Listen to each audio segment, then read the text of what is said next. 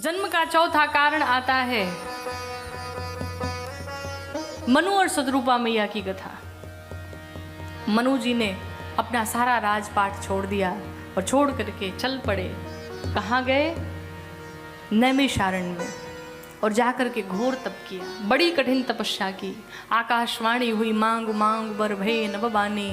जब आकाशवाणी हुई, कई बार सभी देवता आए, लेकिन मनु जी ने किसी की बात नहीं सुनी। अंत में जब आकाशवाणी हुई, मनु जी कहते हैं जो वाणी इतनी सुंदर है वो दिखने में कितने सुंदर होंगे। भगवान आए और मनु जी महाराज को दर्शन देते हैं कि चितवहि सुंदर रूप अनुपा,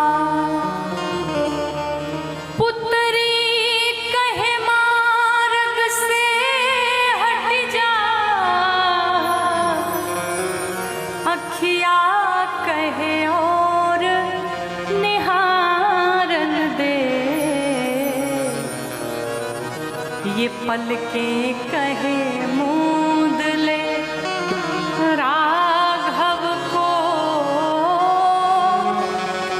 असुआ कहे पैर पखारन दे। आंखें कहती इन्हें देखने दो, पलकें कहती अगर देखोगे तो कहीं भग न जाए, बंद कर लो। आंसू कहते इनके पांव पखारने दो। सब आपस में झगड़ते हैं। मनु जी ने कहा सतरूपा मैया से, देवी ये अभी इतने सुंदर हैं तो बचपन में कितने प्यारे होंगे, बचपन में बड़े सुंदर लगते होंगे, लेकिन कहें कैसे कि प्रभु आप हमारे बेटे बन के चले आइए। कैसे कहें? तो मनु जी महाराज ने उपाय निकाला। कहा प्रभु मुझे एक वरदान दो, चाहे तुम ही समान सुत, प्रभु सन कवन दुरा।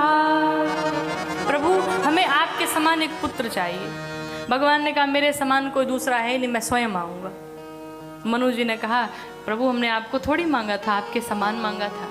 भगवान ने कहा चलो एक वरदान और दिया, मेरे समान भी एक आएगा। कौन आया? श्री भरत जी आए। राम जी भरत जी में इतनी समानता थी कि जब दोनों छोटे थे तो माँ कौशल्या परेशान हो जाती कि राम कौन है, भरत कौन है। तो गुरु जी के पास एक दिन पहुंची और जा करके कहती प्रभु हमें समझ में नहीं आता कभी कभी कि राम कौन है, भरत कौन, इसकी पहचान बता दो।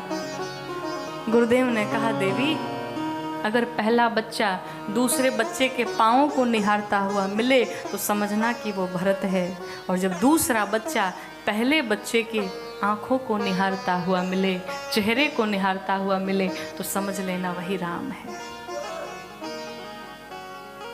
ये पहचान बताई। मनु जी महाराज ने भगवान से वरदान मांगा, माँ सतरूपा ने भगवान से वरदान मांगा। अंत में जाते जाते भगवान ने कहा, मनु जी कहते प्रभु एक वरदान और दे दो। क्या? मणि बीनु फणी जिमि जल बीनु मीना, और मम जीवन तिमि तुम ही अधीना। नाथ जीवन में आपसे 2 बार वियोग हो।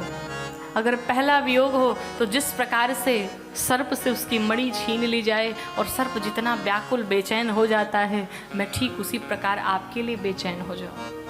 और दूसरा वियोग अगर हो तो जिस प्रकार से मछली को जल से बाहर करने पे क्षण भर में अपने प्राणों का त्याग कर देती है, ठीक उसी प्रकार से मैं भी अपने प्राणों का त्याग कर दूं। महाराज दशरथ के जीवन में 2 बार वियोग हुआ भगवान से, और दूसरा वियोग जब हुआ भगवान बरबास गए। महाराज दशरथ ने तिनके के समान अपने प्राणों को समाप्त कर डाला। महाराज दशरथ का जो भगवान के प्रति प्रेम था वो कहते हैं वो सत्य प्रेम था। भगवान के बिना एक क्षण नहीं रह पाते। मनु जी को वरदान दे करके भगवान विदा किए। कहा जाइए अमरावती में वास करी, मैं अपने परिकरों के साथ अवतार लूंगा।